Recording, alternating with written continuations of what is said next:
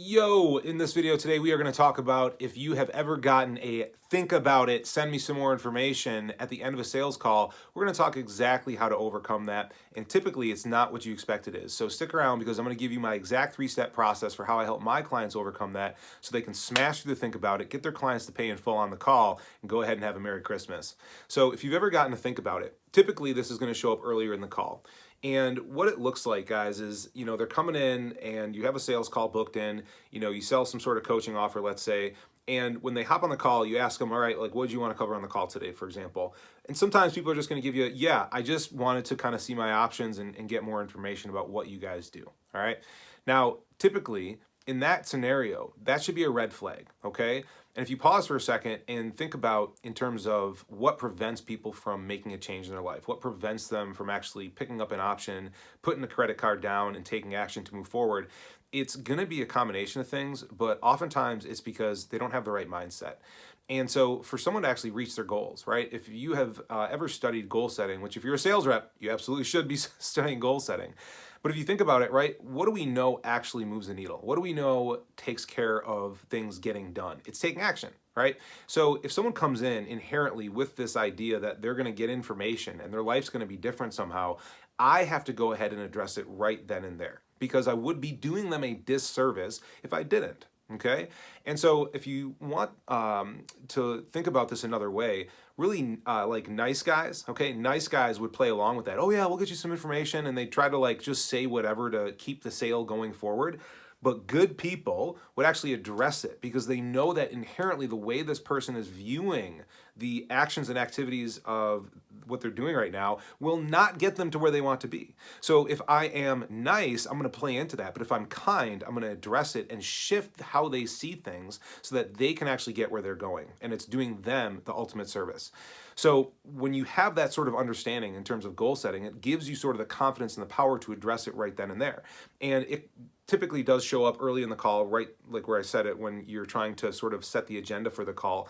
And what you want to do is you want to start objection handling, okay? Now, objection handling can be very simple. The way I teach my clients is a three-step process. It's going to be we acknowledge whatever they said, we isolate the thing that we want to shift their perception around, and then we obliterate it using a different perspective, okay? And you have to understand, maybe I should dive down this rabbit hole. Perspective, right, is the leading indicator to behavior.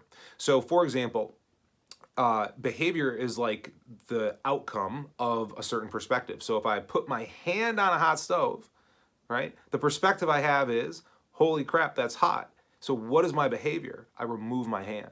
All right. And so what you want to understand is if you can apply the correct perspective to somebody on a sales call, and it actually serves them in taking the actions that will get them where they want to be, that's the highest form of being a guide for somebody, right? You're actually giving them the perspectives they need to be able to take the actions that allow them to achieve their goals.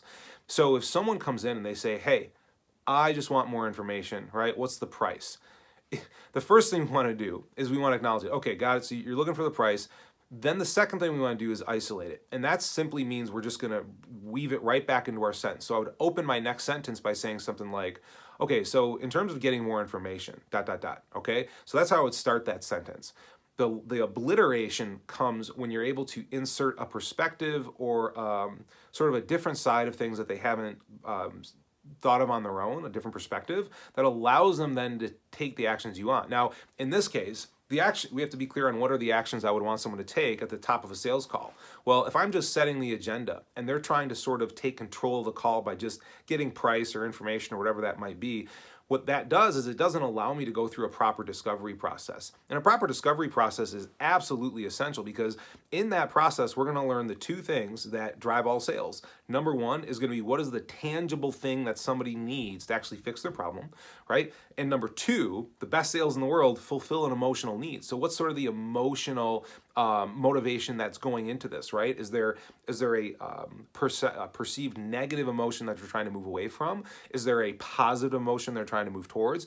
So without those two things, I'm not going to be able to have sort of my ammunition to help them get over the barriers that they could encounter on their journey that would prevent them from buying and moving forward towards their goals.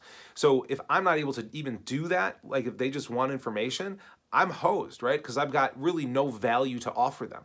So what we want to do is we want to, in this case, if they say it right at the top of the call, we want to be able to shift their perception to the actions we want. And the actions we want is going through a proper discovery process so that we can then match a solution to the problems we uncover in that discovery process, if there is even a solution there at all, okay? And so the first thing we want to say, right, is, hey, you know, like totally get that. You want more information. Now, in terms of getting more information, and now we obliterate it. What we would do is we would insert here, okay, any sort of perspective that would remove that. Now, in this case, what I'll tell you is, knowing what we know about goal setting, right, their thinking is one of transaction. They're thinking of, oh, if I can get information, I can now I'm going to satisfy my needs and solve this problem. But the truth is, information isn't power, information is potential power. So I would probably want to insert something like that, right? Because that's going to eliminate their ability to say, oh, information's all I need. Okay? And so easy ways to do this, right, is you can make a little joke, something that's lighthearted, right? Because we're not, the other side of the coin here is we don't want to disrespect them. We want to do this with complete and utmost respect for the person while showing them there's something that they haven't seen, that they have a blind spot, that they have something that if they continue down the road doing what they're doing will actually prevent them from getting where they want to be. So I would say probably something simple like, hey, you know, totally get you want more information, but I guess you could have gone to Google for that because it's right at your fingertips and you would have saved an hour on this call. I guess instead of getting more information, now pause, right? So what did I do with that? I made it sort of seem a little bit maybe silly that they just want information, okay? But I'm not doing that like, hey, you're an idiot.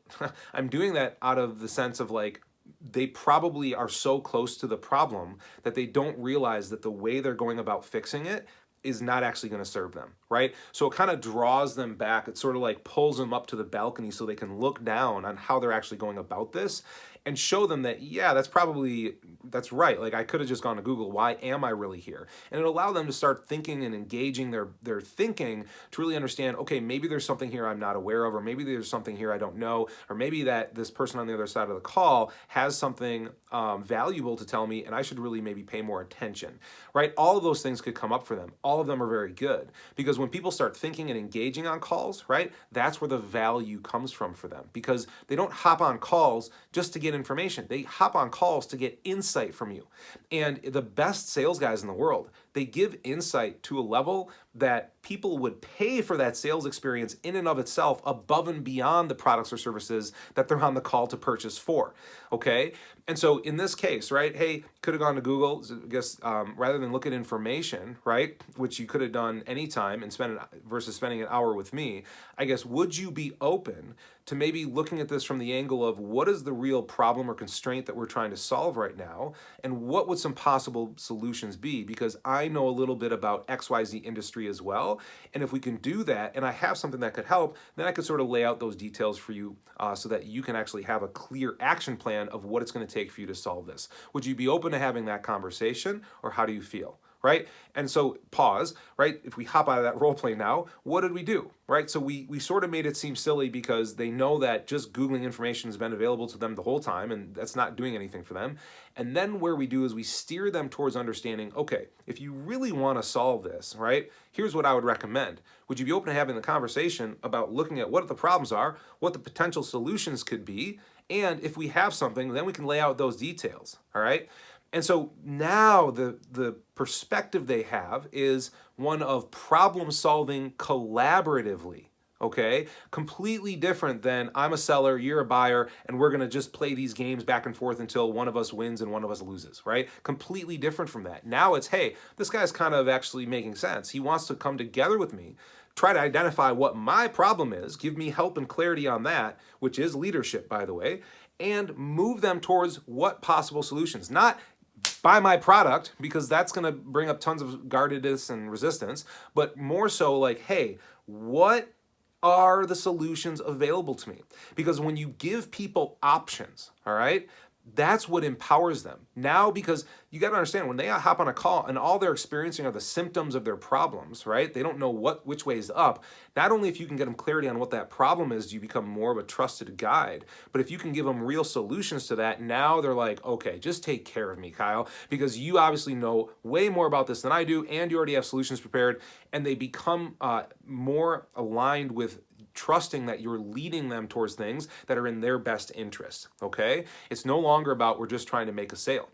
And that's different than what most salespeople do. You understand, most salespeople hop in and the first thing they say is, I know we have something that'll work for you, here's why. And they start battling people. And that creates what's called reactance, right? Reactance is that thing where you tell your kid to eat green beans, and even if he loves green beans, he's like, no, I don't want to do it. Because it's inherent to people's nature that if they're told to do something, they push back against it. So even though the language we use is around, hey, let's look at the problems and solutions, it's still very non-assumptive, right? It's very neutral. It's very, hey, we're just going to take a look at this, take a look at this. If there's something available, we can talk about it. Boom. Okay?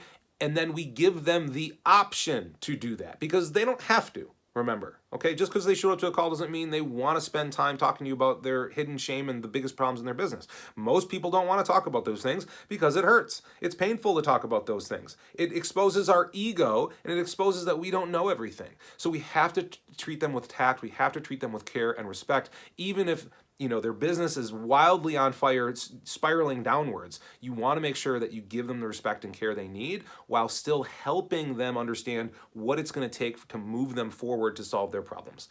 So in terms of this video, guys, right, we covered the biggest way to sort of obliterate getting the think about it, send me some information later in the call. Some people would call that pre-objection handling, all right? And so what we're doing is we're actively listening earlier in the call for their way of thinking, like, hey, if I just need information, okay?